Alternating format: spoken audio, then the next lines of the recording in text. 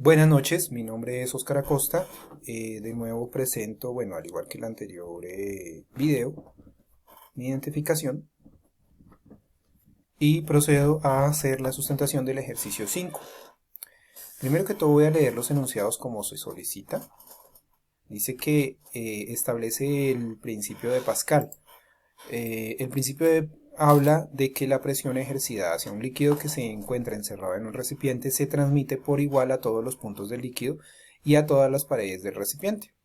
Eso es básicamente lo que trata el principio de Pascal.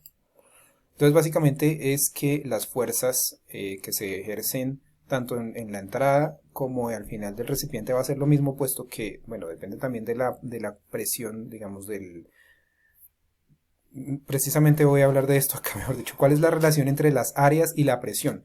La fuerza es directamente proporcional a la presión, por lo que a más fuerza, entonces precisamente a más fuerza, más presión. Pero, asimismo, si el área es grande, es decir, el área es inversamente proporcional a la presión, por lo que a más área, menos presión, si la presión se mantiene constante. Entonces sí, entre más grande es el área, pues va a haber menos presión. ¿Cuál es la diferencia entre el fluido compresible y un fluido incompresible? Aquí yo coloqué que es incompresible si la densidad permanece aproximadamente constante durante todo el flujo. Bueno, o así lo encontré en realidad. Pero básicamente es que, o sea, compresible es que se deja comprimir, que es un líquido que se deja comprimir, o un fluido que se deja comprimir. Incompresible, pues lo contrario, que no se deja comprimir. Incompresible es que no se deja comprimir, correcto. Entonces dice, ahora, en la vida cotidiana, ¿en dónde se aplica el principio de Pascal? El principio de Pascal, yo aquí puse un ejemplo que fue lo de los pistones hidráulicos, pero yo puse esto. En donde se necesite aplicar una fuerza suficiente, ¿sí? Una fuerza pequeña, digámoslo, o una fuerza constante, como para lograr una fuerza grande o superior a la que se aplica, ¿sí? Un ejemplo es una prensa hidráulica en donde a partir de pequeñas fuerzas se generan fuerzas mayores utilizando pequeños pistones hidráulicos. Y bueno, y este es el enunciado del ejercicio. Un resorte de constante K de 25,3 por 10 a la 3 newtons sobre metro está entre una viga rígida y el pistón de salida de una palanca hidráulica y una palanca hidráulica. Un recipiente vacío con una masa, bueno, aquí está el gráfico y se puede observar el recipiente vacío y aquí está la viga rígida, o lo que llaman viga rígida, que está sostenida sobre un resorte. Entonces dice, bueno, esta es la constante, ¿no?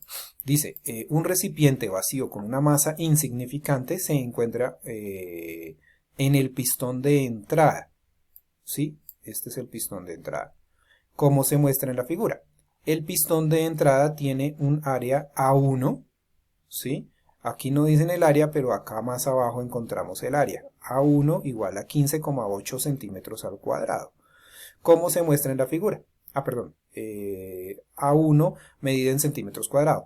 El resorte inicialmente está en su longitud de reposo y adicionalmente a el área 2, que es de 15 veces el área 1, ¿sí? De hecho, el punto B dice que, o nos pregunta que si el área 1 que si el área 1 es 15,8 centímetros cuadrados, determine el valor del área 2. Pues básicamente lo que yo deduje, aquí está, es que si el área 1 es igual a 15,8 centímetros cuadrados y sabemos que el área 1 es igual a 15 veces es 15 veces menor que el área 2, entonces el área 2 va a ser igual a 15, porque son 15 veces menor, por las 15,8 del área 1, y eso me va a dar el área total del área 2, 237 centímetros cuadrados. Ahora, con respecto al punto A, habla de que determine cuántos kilogramos de área debe verter en el recipiente para comprimir el resorte a 7,50 centímetros. Entonces este resorte debe tener esa distancia, digámoslo así, o se va a comprimir por esa distancia de 7,5 centímetros.